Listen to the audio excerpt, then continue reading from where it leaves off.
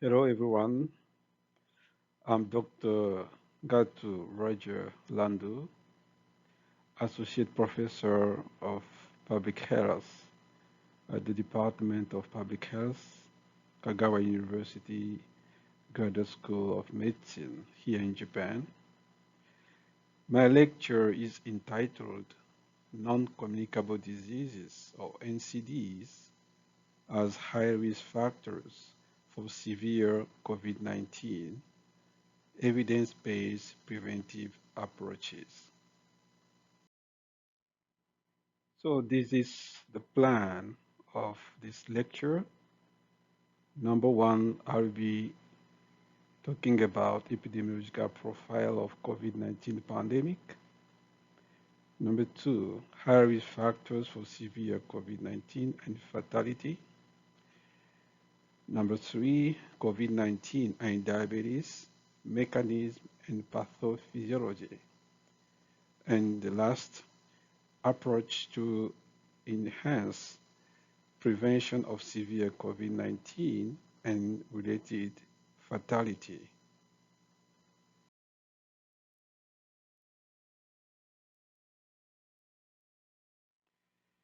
So this slide shows the epidemiological profile of COVID-19 pandemic worldwide and in the Southeast Asia region. And data are from WHO and others from CDC Atlanta in the United States of America.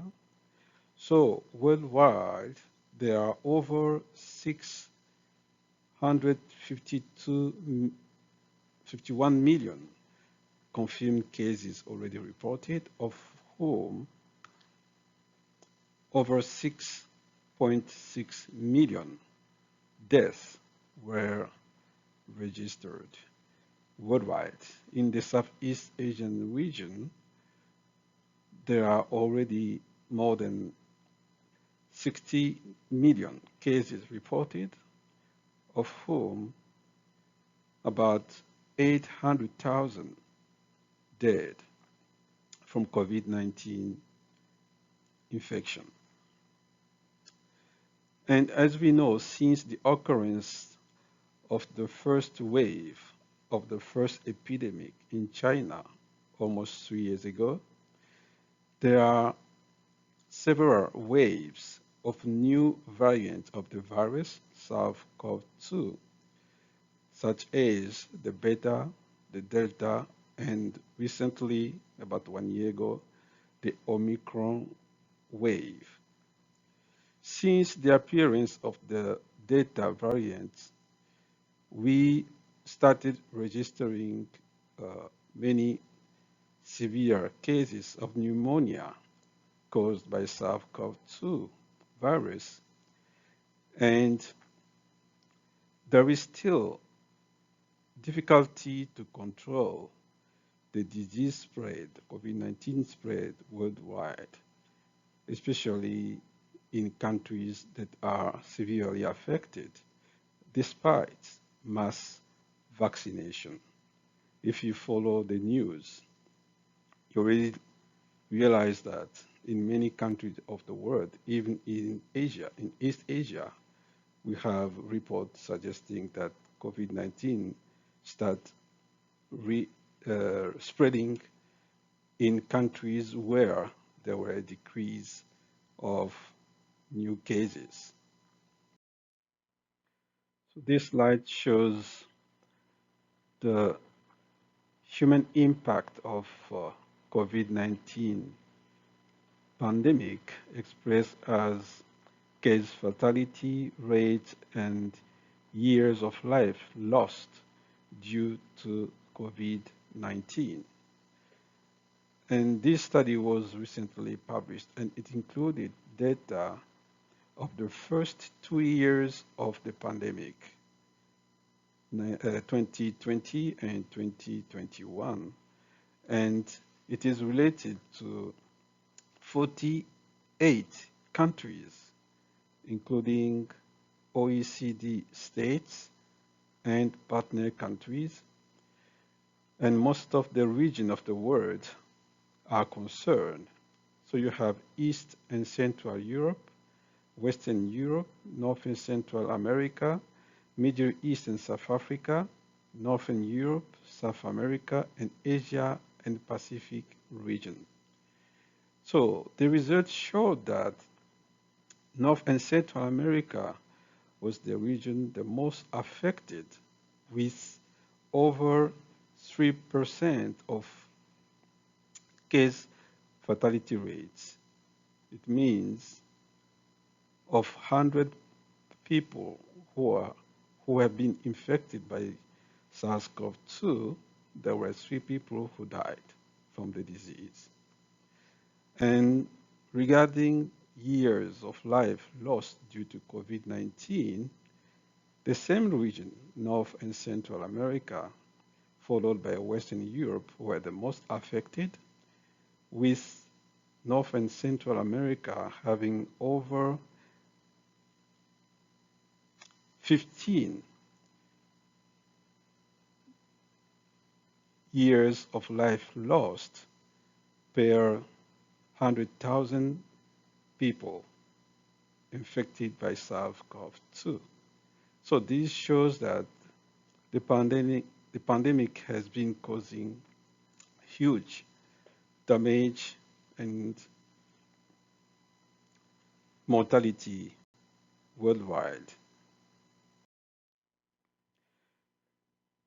So this report from this slide shows that after almost 3 years of the pandemic, the disease is still difficult to control in some parts of the world.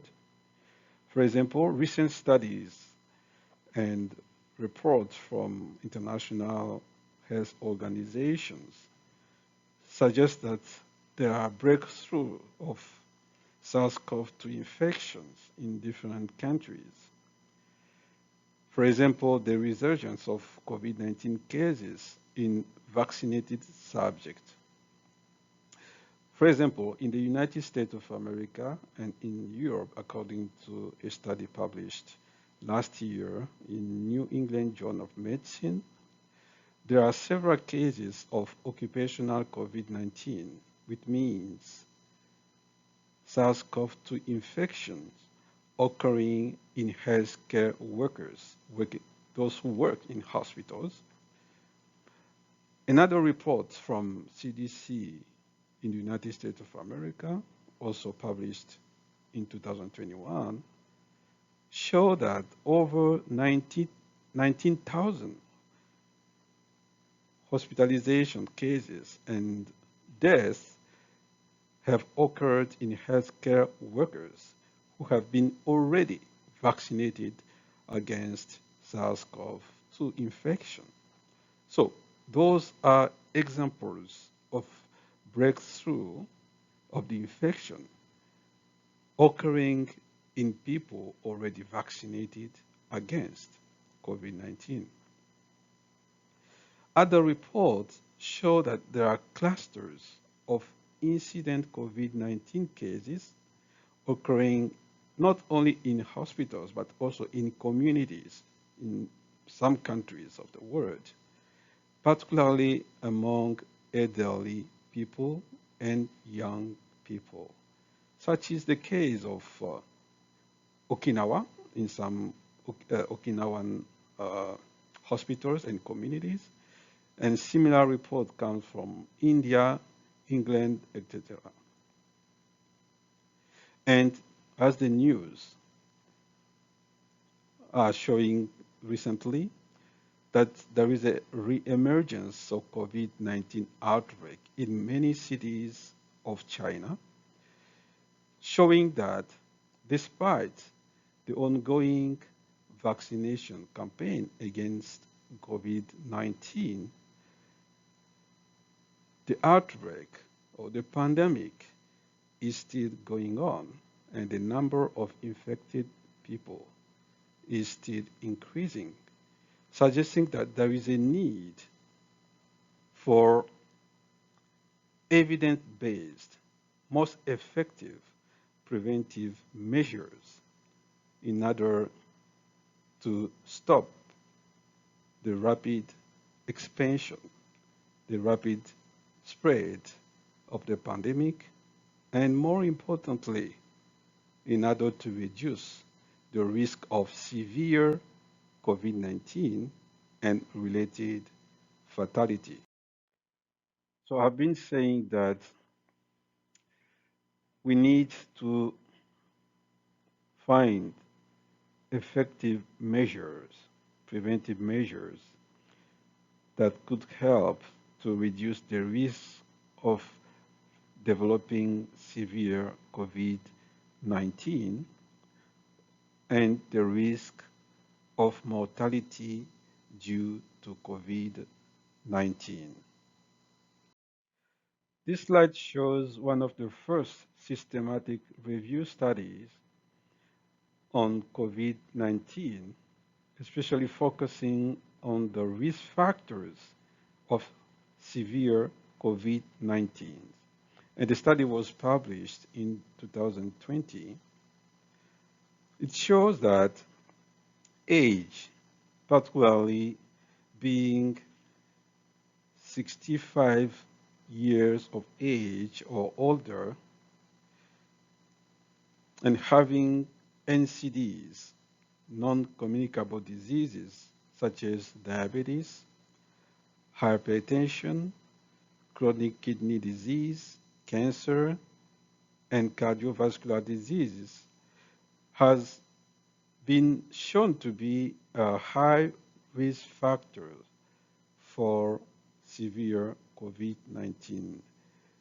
Of the 17 published studies that were included in this review study, all of them, 100%, show that age and NCDs are high risk factors for severe COVID-19.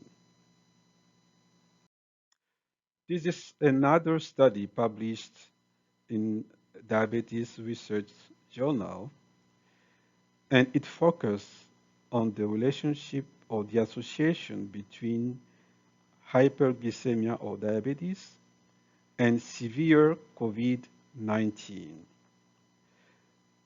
And the results show that people who had diabetes before getting infected by SARS-CoV-2, meaning COVID-19, they had 1.5 higher risk of developing severe COVID-19.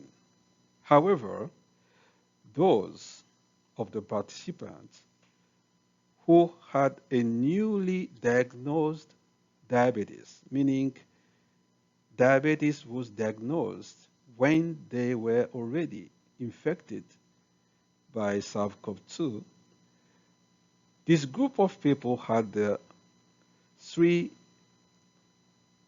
times higher risk of developing severe COVID-19 compared to those who did not have diabetes. And after adjusting for age and gender in this study, the higher risk remained for those who had a newly diagnosed diabetes, 2.6 times higher risk. And the risk was reduced for those who had diabetes before getting infected with SARS-CoV-2 virus. This result shows that diabetes or high blood sugar, hyperglycemia, is one of the high risk factors for developing severe COVID-19. Here we show another result from our study on COVID-19 burden across 48 countries, including OECD countries and their partner countries, showing the relationship between overweight and obese population rates and years of life lost due to COVID-19. So the study was published this year in October 2022. So it shows a linear relationship between overweight and obese population rates at country level and years of life lost due to COVID-19. So the more a country has a higher rate of overweight and obese people, the more the years of life lost due to COVID will be greater.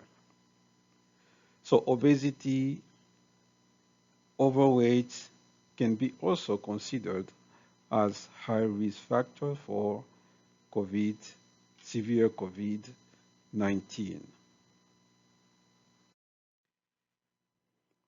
Here I'm showing a result from a very recent research that we conducted and presented during international conference, and it's in the proceeding of the conference. It is related to the association between COVID-19 health indicators, case fatality rate, years of life lost due to COVID, air pollution or environmental air pollution, and metabolic disorders across 38 OECD countries. So we performed the logistic regression analysis to find out the strength of the association between those covariates and COVID-19 case fatality or years of life lost due to COVID.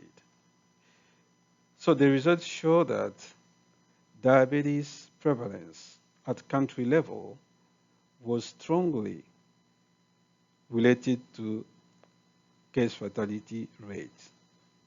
So COVID-19 case fatality rate, meaning that the higher the prevalence of diabetes in a given country, the higher will be the case fatality rate due to COVID-19. And also, the higher diabetes prevalence is in the country level, the higher will be the number of years lost due to COVID-19. Similarly, for environmental PM 2.5 level. So if the level of exposure to PM 2.5 is high in a given country, so that country may also register a higher rate of COVID-19 fatality or mortality. So this is another evidence from research that shows that diabetes is one of the high risk factors for COVID-19 severity and fatality. Now let's move on to explain the relationship between COVID-19 and diabetes. Why people who have diabetes or those who develop a new diabetes are at high risk for severe COVID-19 or COVID-19 related mortality. So this slide summarizes the physiopathology of diabetes in COVID-19 subjects. So it says that SARS-CoV-2 virus is diabetogenic. It means infections with this virus, which causes COVID-19, can induce diabetes in infected people. So we have two situations. The first situation is related to COVID-19 infection, and the second one is the situation where there is no COVID-19 infection. So people who get infected with SARS-CoV-2, they can develop diabetes. And the first possibility is the destruction of pancreatic beta cell. And beta cells in the pancreas are cells that produce insulin. And if someone does not have enough production of insulin, it means the glucose, the sugar that we intake, cannot be normally metabolized or used by the body. And the infection itself can induce the inflammation of the pancreas. So you can have acute pancreatitis. So the immune-mediated destruction, pancreatitis, will affect the beta cell. So you have beta cell damage or beta cell destruction. And with this beta cell destruction or damage, there will be a new onset of hyperglycemia, high blood sugar, which will lead to diabetes. And if the person who was infected by SARS-CoV-2 had a pre-existing diabetes, his status will be worsened, and there will be a difficulty to control the high blood sugar. Another situation is that with the treatment in COVID-19 patients, sometimes there are drugs used in the treatment, like corticosteroid treatment, for example.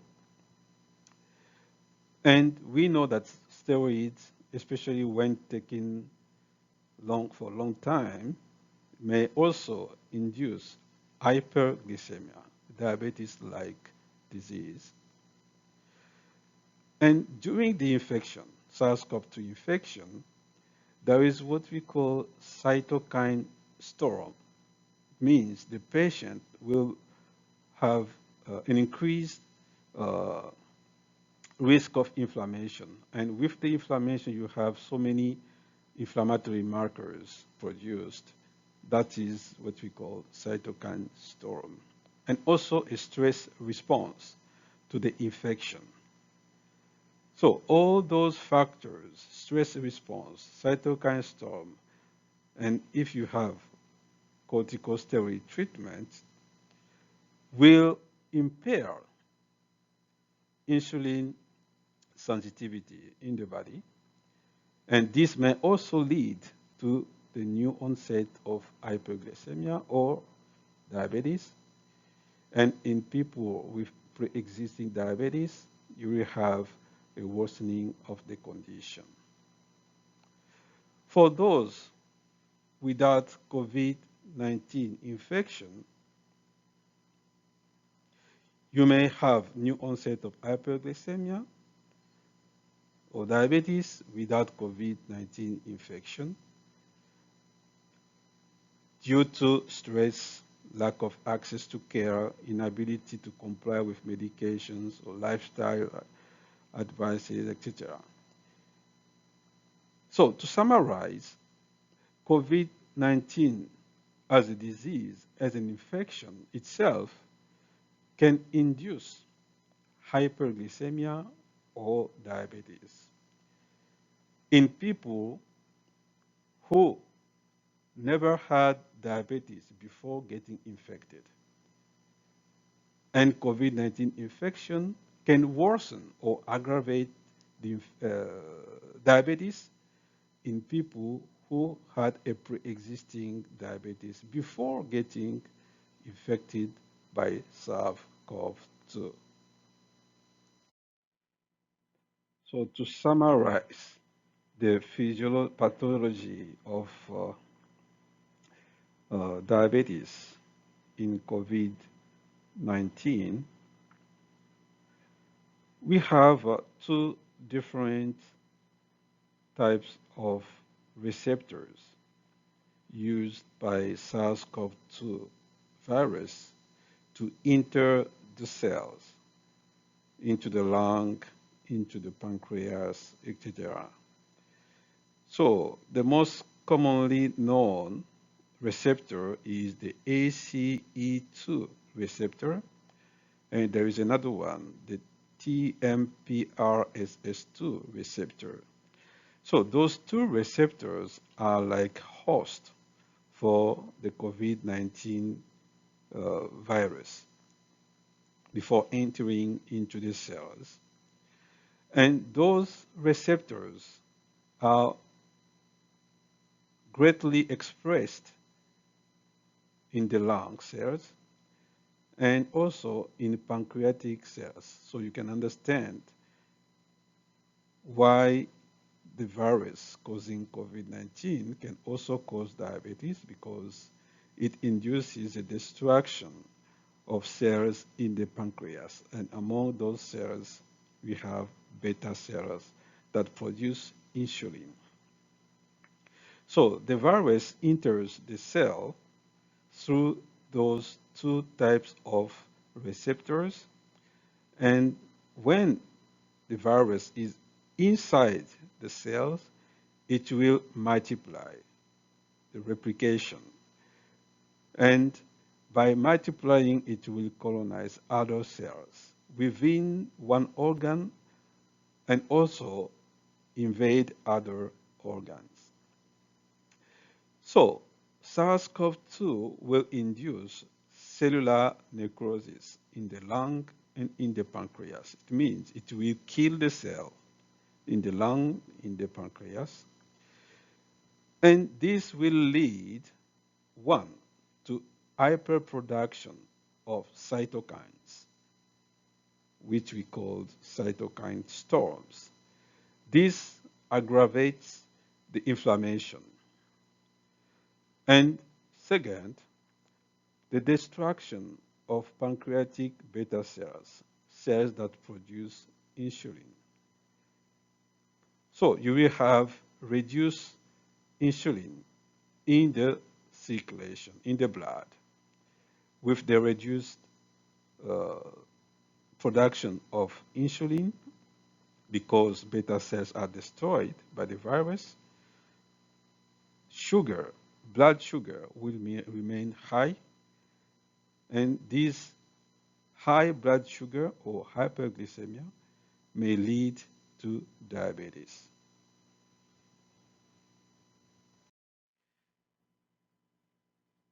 So let's now talk about the approaches to enhance the prevention of severe COVID-19 and related fatality. An early diagnosis of a disease can help a good management of the condition. This is the same for COVID-19. So, to diagnose COVID-19, most commonly people get tested with PCR test or serological test. That's one way to diagnose the disease. And most commonly, the test is done when someone has already some symptoms, or the person is going to travel to a foreign country, for example. But there is another way to perform an early diagnosis of COVID-19 through chest X-ray film or CT film. So at the hospital, a person who does not have a lung condition, lung disease, but who undergo CT or chest X-ray, if we found this kind of images that we call GGO, for example, ground glass opacities, this may reveal the beginning of COVID-19. And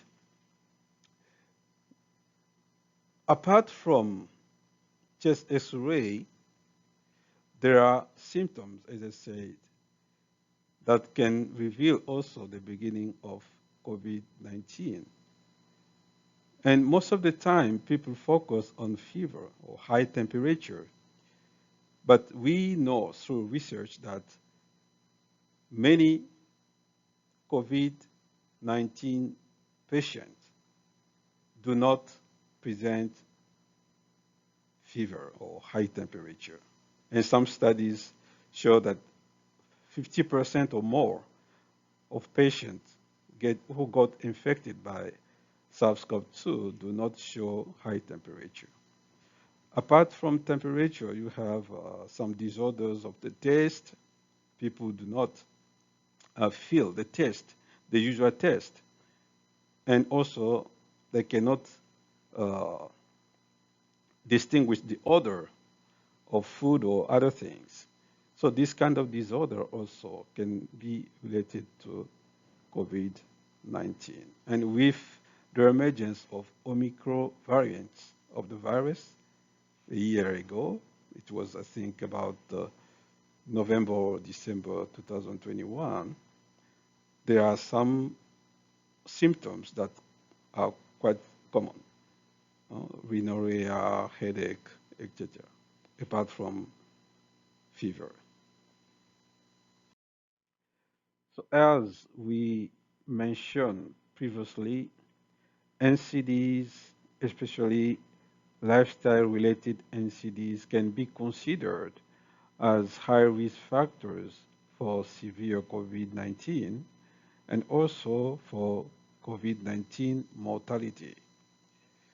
So at the community level or country level, we need to know the most prevalent NCDs in the area, and we need to plan and implement NCDs risk assessment, NCDs risk reduction, and also NCDs effective treatment or interventions as one of the strategy to prevent severe COVID-19.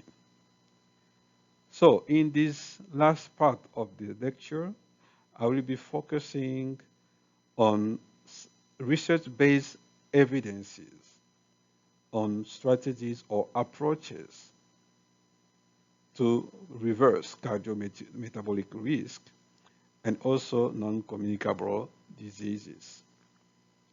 And those evidences comes from the United States of America and Japan. So I have three main evidences from research conducted in hospitals in the US and also research conducted by some research team in Japan. The first will be about the use of polypill, which is a polytherapy or a combination of 3 or 4 drugs in order to prevent NCDs or to treat effectively NCDs. And also the second part will be on adiponectin receptor agonist. There are 2 adiponectin receptors that are known, AdipoR receptor 1 ADPOR receptor 2, so ADPOR 1 and 2. And the last part will be on the adiponectin modulators. Adiponectin is one of the main focus for researchers in the field of NCDs, particularly for lifestyle-related NCDs, because adiponectin, which is a protein produced by fat cells or adipose tissue, especially brown adipose tissue. This protein, as I said, has a strong association with most of lifestyle-related NCDs, diabetes, hypertension, and other cardiovascular diseases.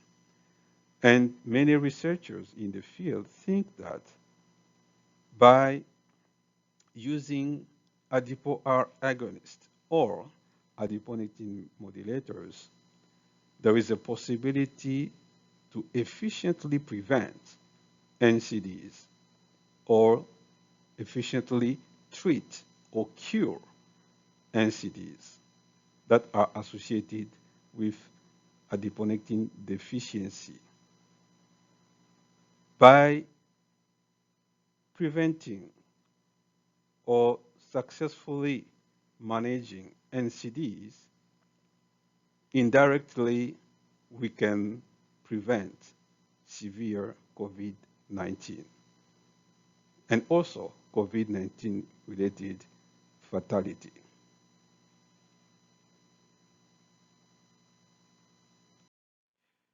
So as I say, in the United States of America, some hospitals have been using polypill, which is a combination of some drugs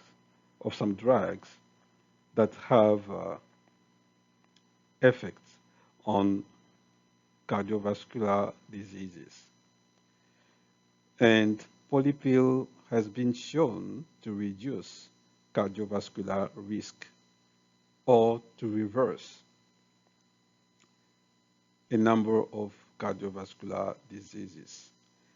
This is a result from a study published in 2019 by New England Journal of Medicine, and the study is called the Alabama Randomized Clinical Trial using polypill.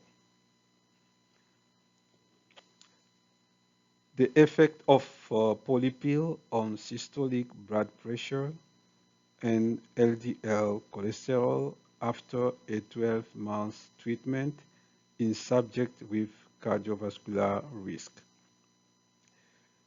So in this study, they recruited subjects with high cardiovascular risk. It means those who have high level of cholesterol or those who tend to have a high blood pressure. And they administrate polypill to a group of the participants in this study. And they included over 3,000 people enrolled in this study. As the figure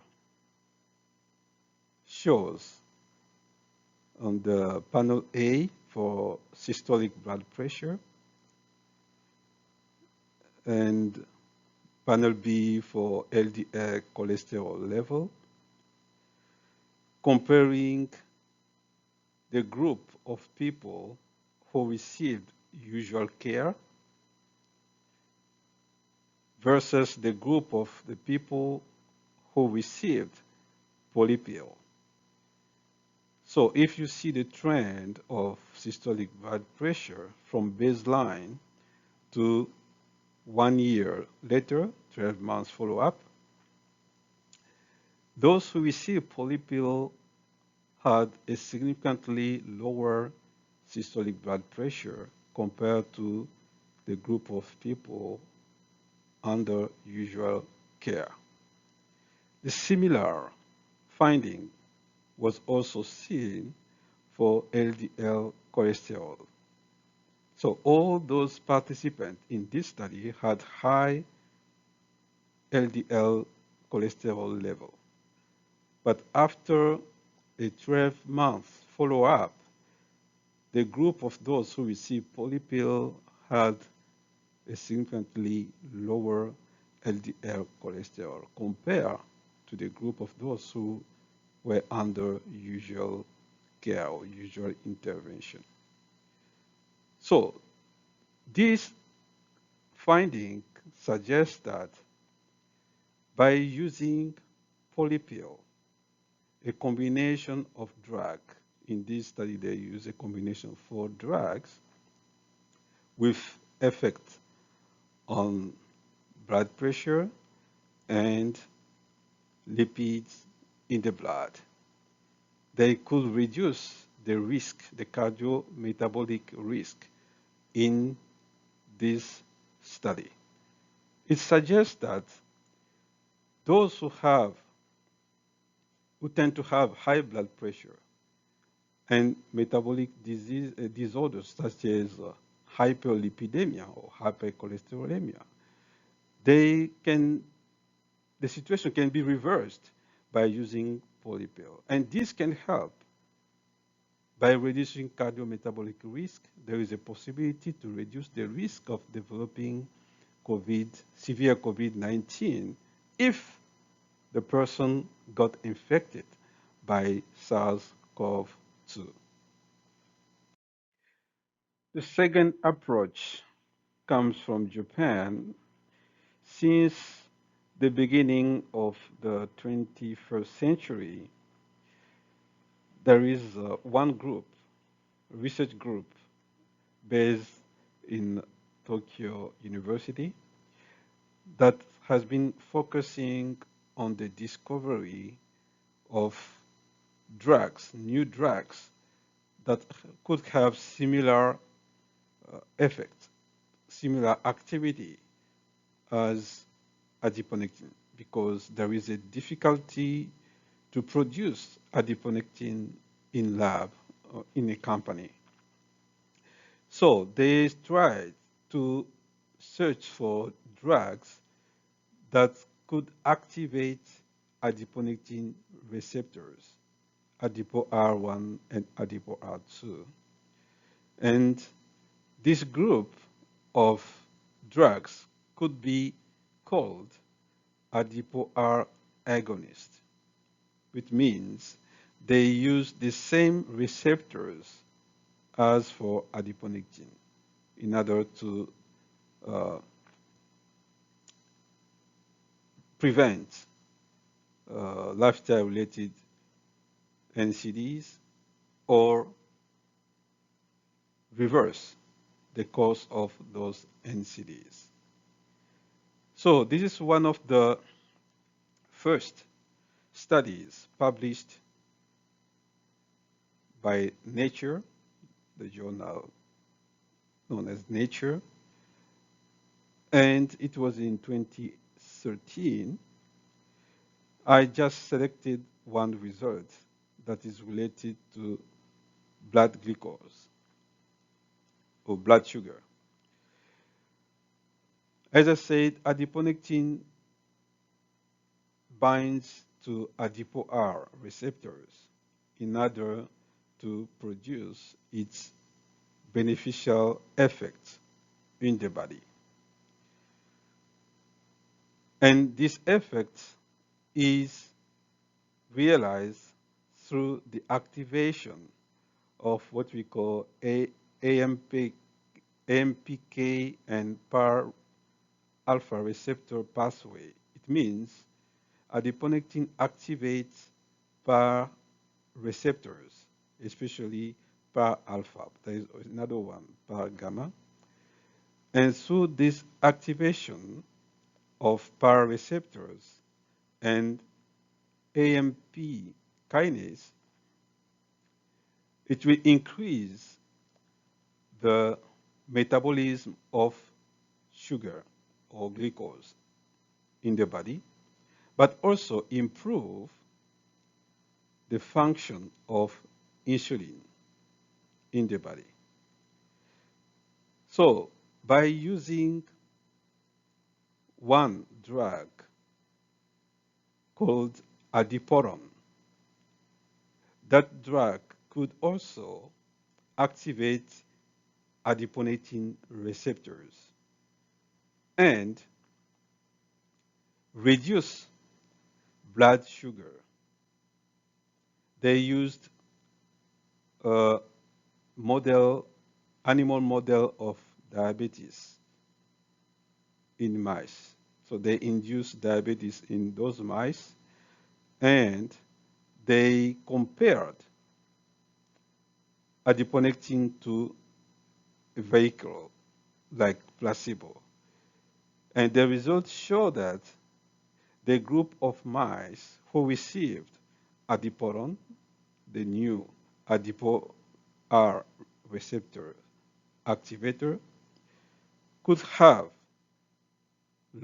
significantly low blood sugar compared to the placebo group or the vehicle group. So this is one of the first findings suggesting that adiporon could be used to replace adiponectin as adiponectin receptor activator agonist to prevent lifestyle-related diseases, NCDs, and also for an efficient management of those NCDs. So since this study, in different parts of the world, many researchers start using adiporon, a new adipo-R agonist, in research. And they are still publishing many papers. Now we're waiting for clinical investigation, such as RCTs, that could provide new evidence in humans for the beneficial health effects of adiporon in regard to the prevention and the management of lifestyle-related NCDs such as diabetes.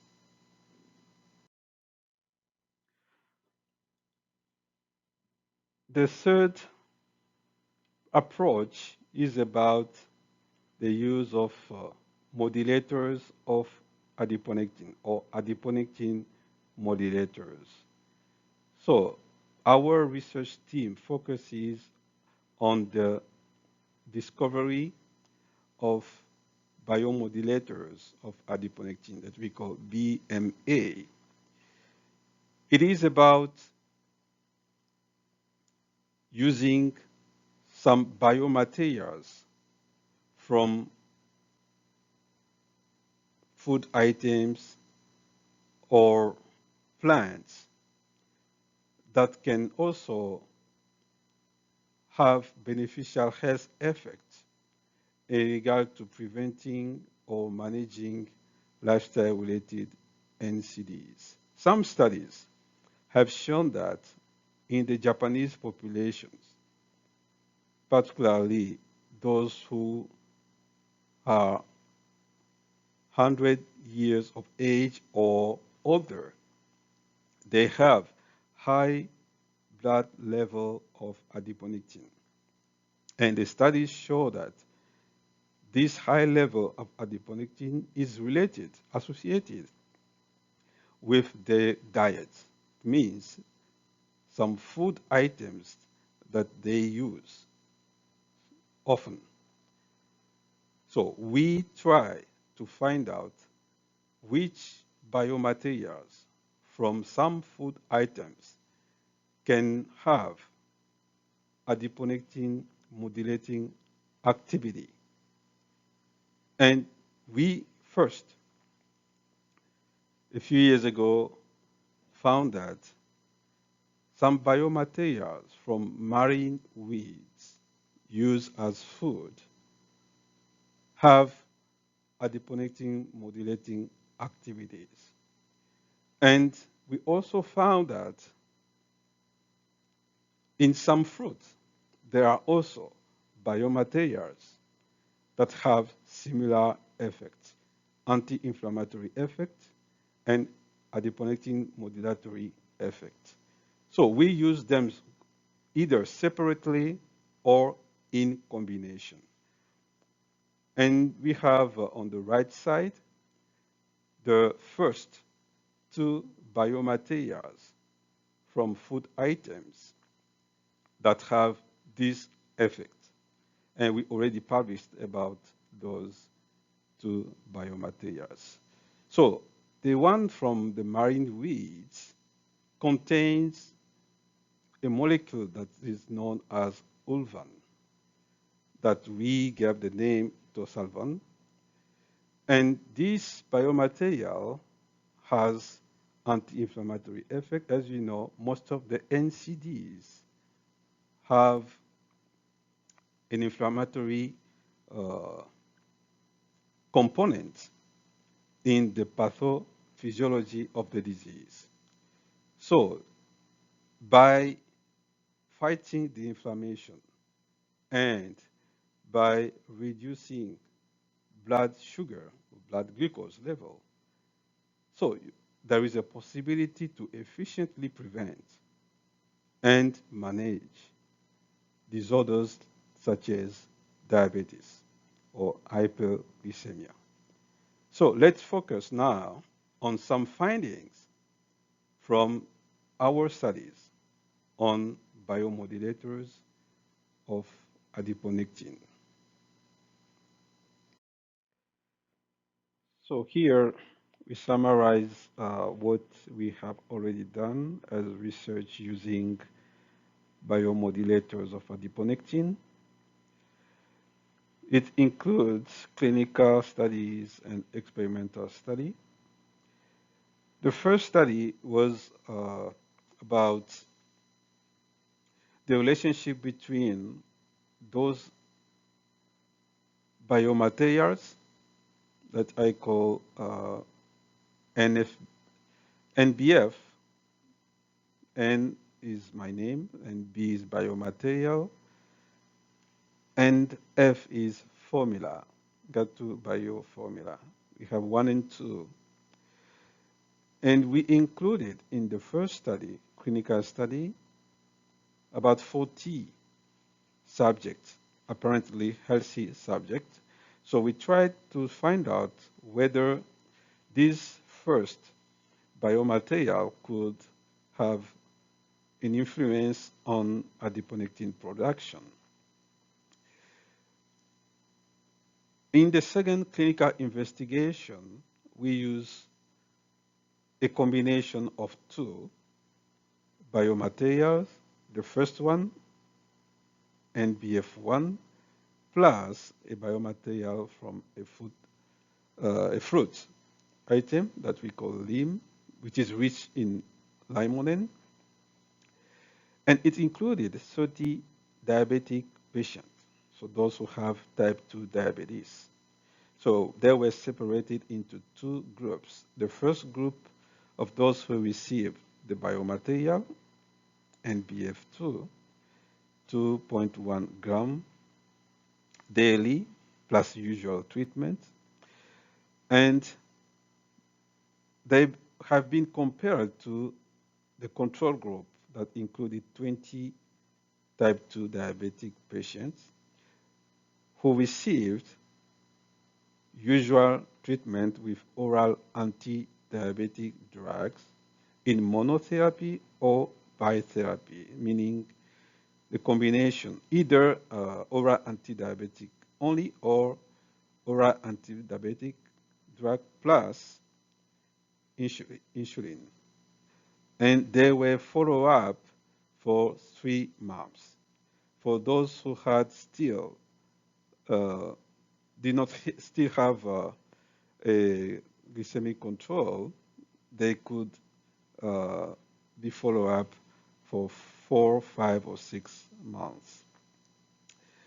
And the third study is about the experimental study, and this experiment was focusing on elucidating or clarifying the mechanism by which those two uh, modulators of adiponectin, NBF1 and NBF2, could reverse hyperglycemia or type 2 diabetes using a rat model of obesity and type 2 diabetes.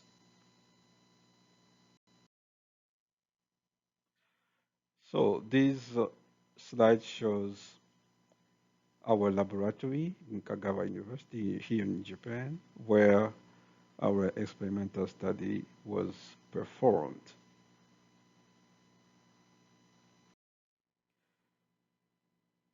So the main finding from our first clinical investigation, so those subjects were followed up for 4 weeks, so 1 month of intervention, taking this biomaterial, NBF1, daily, once a day, for 4 weeks. And the results show that in the group that received the biomaterial, or adiponectin modulator, SBM or NBF, there was an increase of adiponectin level of 2.5 to 3 times higher as compared to the control group that received a placebo. And also in the group of those who received the biomaterial as a supplement and who had higher level of adiponectin, blood pressure was reduced, particularly systolic blood pressure. And these changes were not seen in the control group. So from this finding, we could realize that this biomaterial, NBF, could modulate adiponectin production. And also, it could improve blood pressure profile in the group of participants who receive the biomaterial.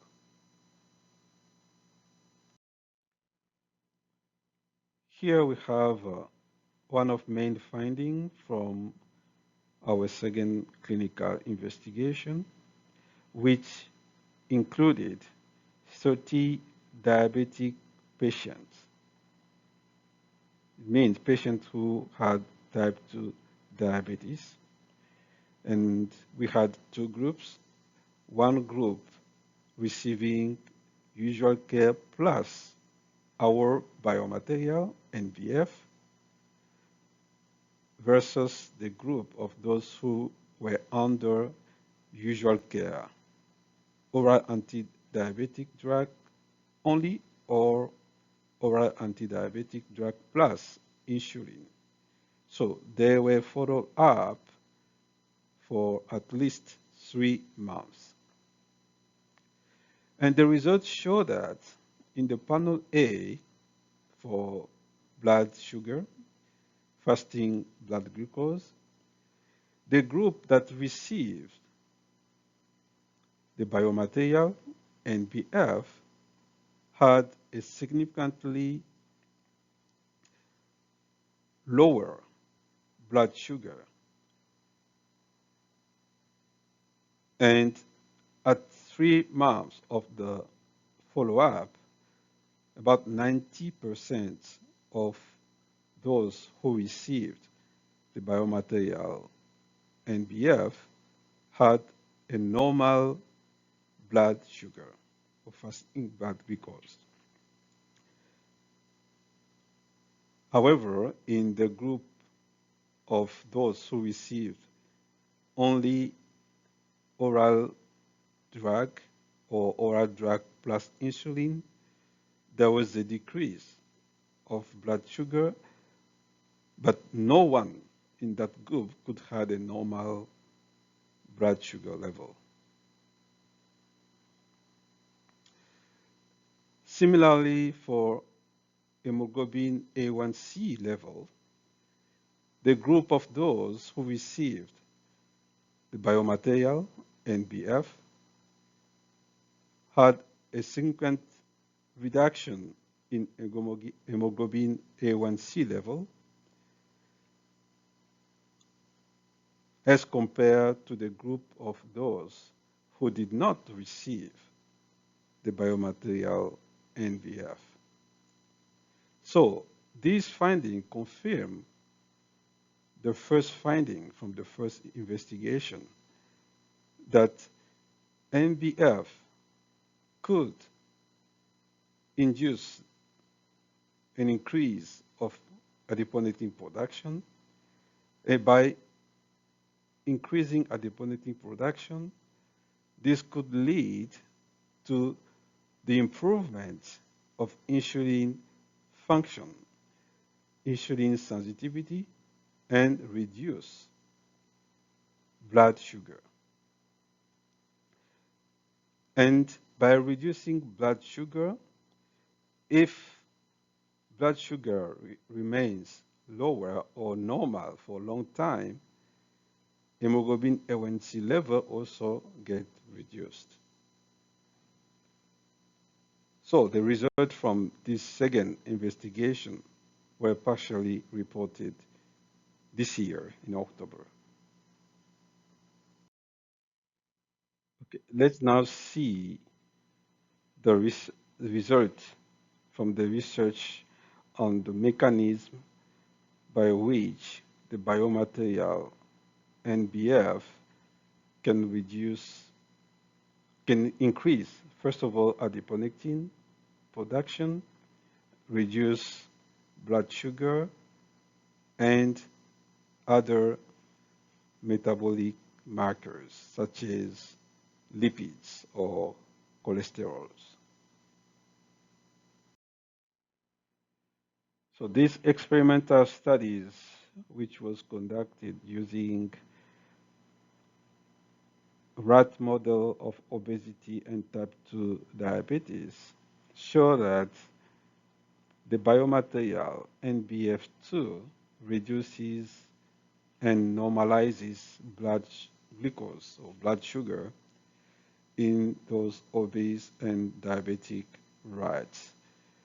In the panel on my left, you have fasting blood glucose or blood sugar. And on my right side, you have a result from the special test called oral glucose tolerance test, OGTT. So both of the panels shows the results related to blood glucose or blood sugar. So in this study, we have divided the biomaterial treated groups into two. You have high dose or normal dose of the biomaterial, NBF, and the low dose of the biomaterial, NBF, compared to the control group. So the main control group is the similar rats, obese and diabetic rats. And the normal control or lethal rats is normal rats. So those rats, lethal rats, are different, genetically different from the others. So the main control group is the control OLEF rats. And we found that both the group of obese and diabetic rats who receive low dose of the biomaterial and those who received the high dose of the biomaterial both had normalized blood glucose or blood sugar after 6 weeks of treatment. So diabetes and obesity was induced, and from baseline, rats were randomly divided into the three groups. For the OLS group, and the normal control group is the fourth group. So compare to the real control rat group, the two subgroups of those who received the biomaterial had their blood glucose normalized. From the between the week 3 and week 4, blood sugar was already normalized at the same level as the normal rats. And during the OGTT test, we also find similar findings from time 0 to time 120, which means 0 minutes to 120 minutes.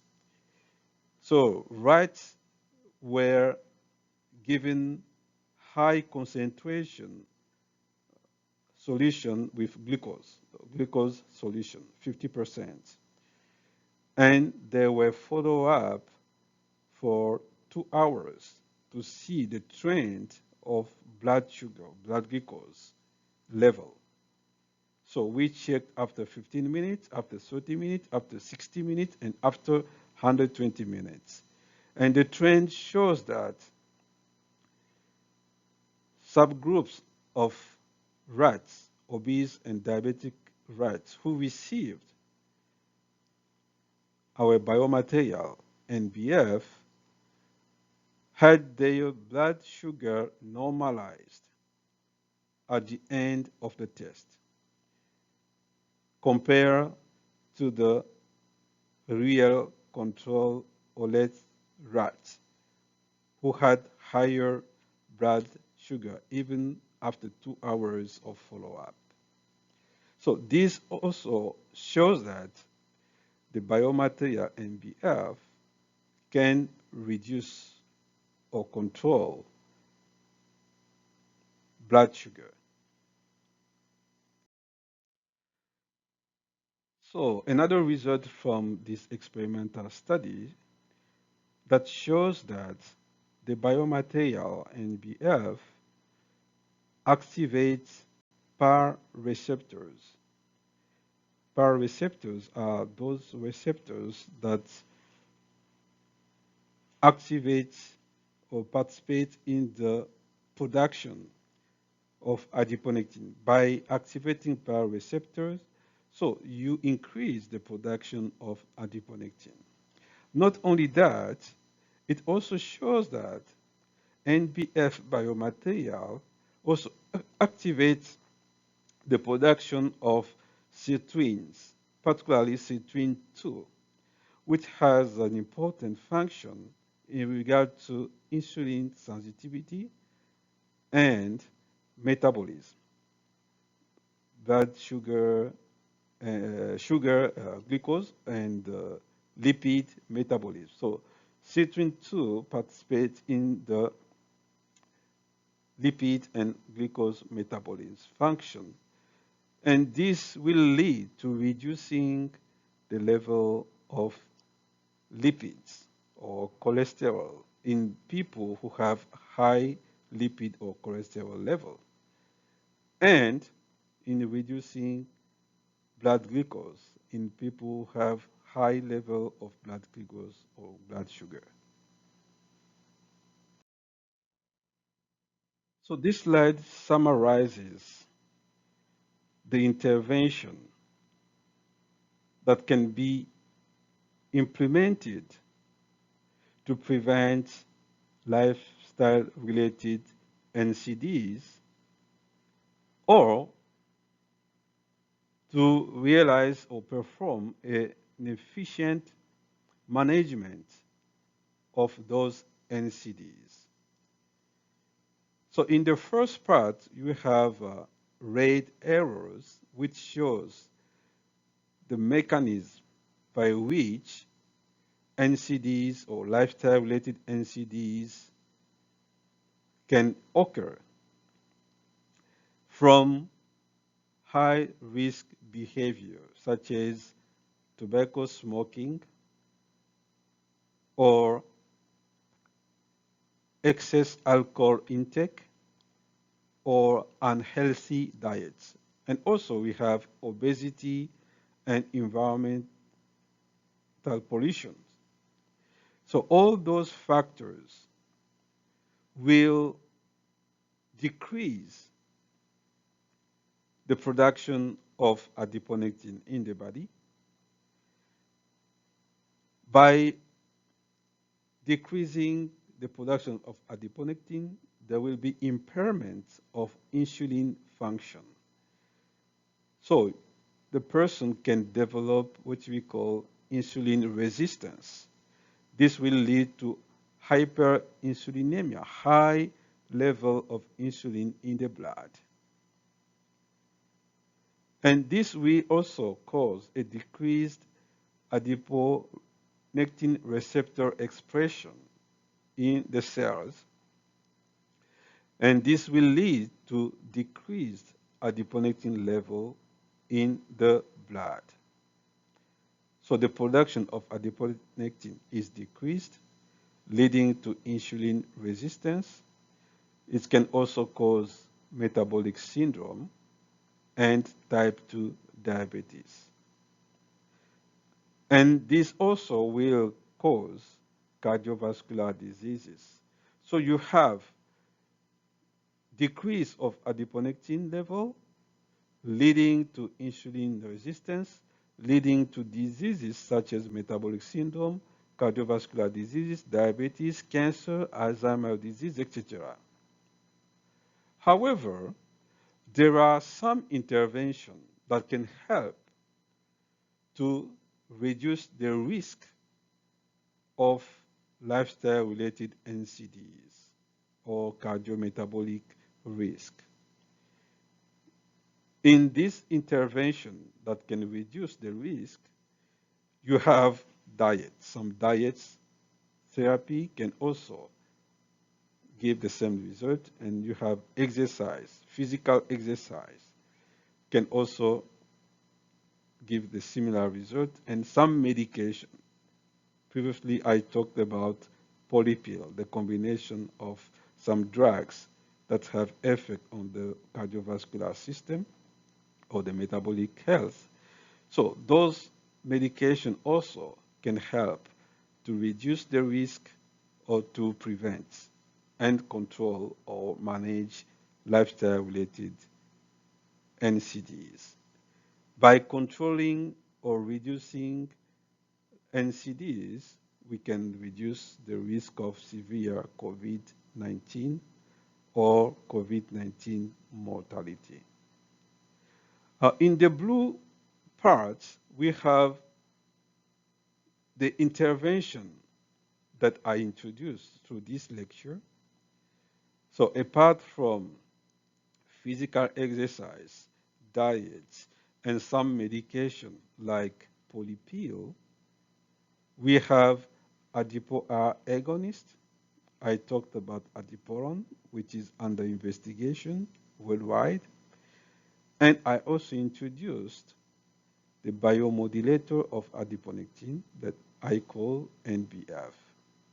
So adiponectin receptor agonist, modulator of adiponectin, all those interventions will activate adipo-R receptors, adipo-R1 and adipo-R2. And they will also, particularly for NBF, activate PAR receptors. For NBF, both PAR receptor gamma and PAR receptor alpha are activated.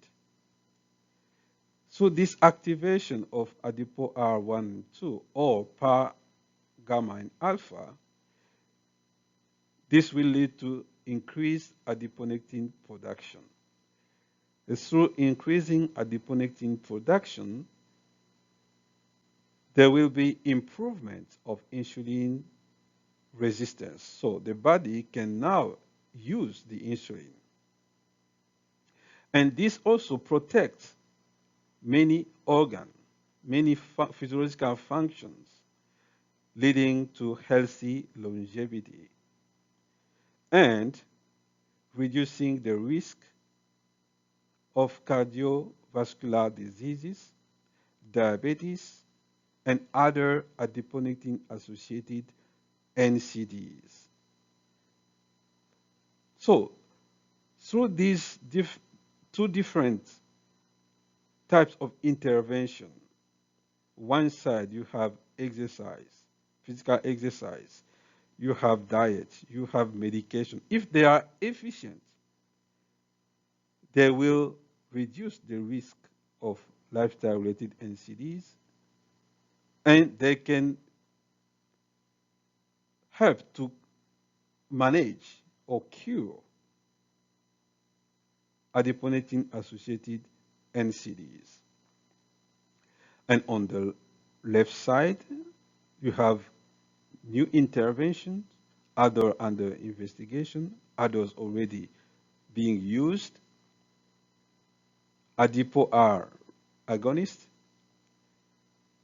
NBF or adiponectin modulators, which increase the production of adiponectin in subjects with adiponectin deficiency. By improving the production of adiponectin, they will improve insulin sensitivity and protect many vital functions of the body, of different organs. So this, they will either reduce the risk, reverse the risk, cardiometabolic risk, and also improve the management of lifestyle-related NCDs. So this figure is an adaptation of what was published already by the research group that discovered the first adiponectin agonist, receptor agonist, and those who discovered adiponectin here in Japan, in Osaka. To summarize, we could realize that COVID-19 causes inflammation with the cytokine storm. It causes also hyperglycemia, which can lead to diabetes, and it aggravates pre-existing diabetes in those who had diabetes before getting infected. And a pre-existing hyperglycemia or diabetes, hypertension, are high risk factors that will aggravate COVID-19 as a disease, increasing the risk of severe COVID-19 or COVID-19 mortality. Also, the early diagnosis of high risk factors for COVID-19, such as NCDs, particularly lifestyle-related NCDs, and the implementation of effective preventive measures could slow the disease spread, COVID-19 spread in countries in the world. The use of effective anti-NCDs interventions, such as the use of polypill, the use of adipo-R agonist, the use of adiponectin modulators, the use of other medications that can reduce cardiometabolic risk or the risk of NCDs, may help to reduce the risk and the severity of NCDs.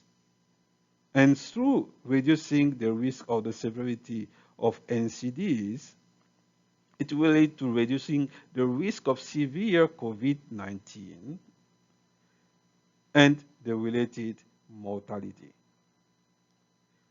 So this year, particularly after many research have been conducted, WHO and the Pan-American Health Organizations have suggested that people with NCDs, especially lifestyle-related NCDs, have higher risk to develop severe SARS-CoV-2 infection, severe COVID-19. And they say that there is a necessity to include the fight against NCDs as one of the components for the anti-COVID-19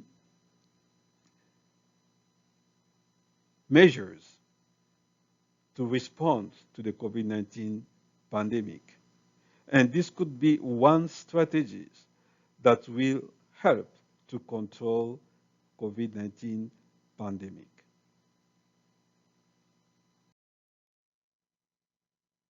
So what are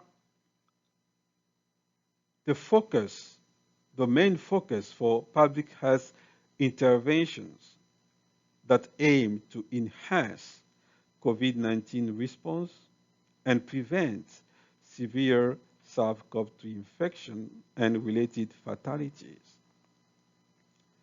Here, we focus on 4 pillars.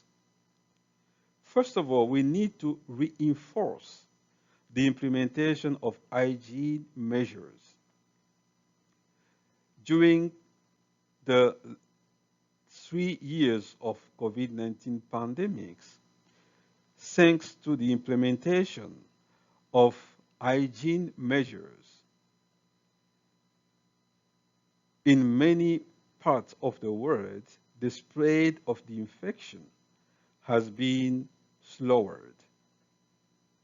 As we can also realize that countries that have episodic outbreaks of influenza viral infection could realize that the number of cases of influenza viral infection has decreased. And one of the reasons is the implementation of anti-COVID-19 hygiene measures, washing hands, disinfecting hands regularly, gargling, the use of mask, or appropriate mask, or clean mask. So this hygiene action could help to slow the spread, not only of COVID-19, but many episodic infections, such as respiratory infections. So reinforcing the implementation of those hygiene measures is one of the pillars for reducing the risk of severe COVID-19 and related mortality.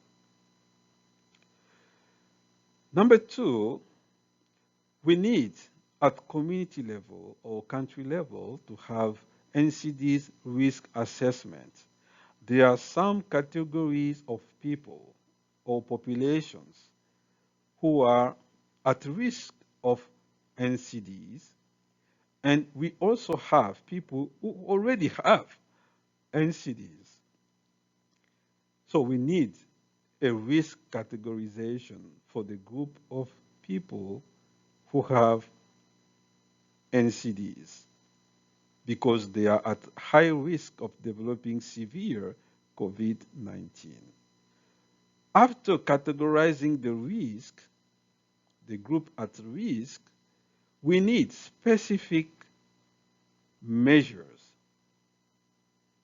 for preventing severe COVID-19 in these categories of people, group at risk. So we need an efficient NCD assessment, diagnosis, and control measures.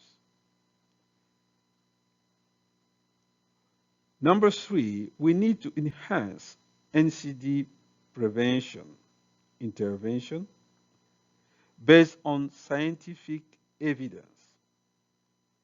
So research-based evidence could lead the public health intervention to be implemented in the community, in the country, by targeting at-risk groups with personalized measures, specific measures. One measure can be necessary, important for a particular at-risk group, but not for all the population in the community or in the country. Number 4, we need the early COVID-19 diagnosis and care. There are different ways to establish an early diagnosis of COVID-19. As I said, there are some tests or assays, such as PCR, such as serological tests. But most of those tests are performed after the person has already presented some symptoms, or the person is going to travel. For this reason, it can get tested. But there is another way for early diagnosis of COVID-19, as I suggested, with radiological examination, chest X-ray, or CT, which can help to diagnose COVID-19 before the appearance of the first symptom of the infection. So the radioimagery could help the early diagnosis of COVID-19. So with these 4 pillars of interventions, there is a possibility to prevent severe COVID-19 and COVID-19 related mortality. This will be the end of the lecture. Thank you very much for your attention.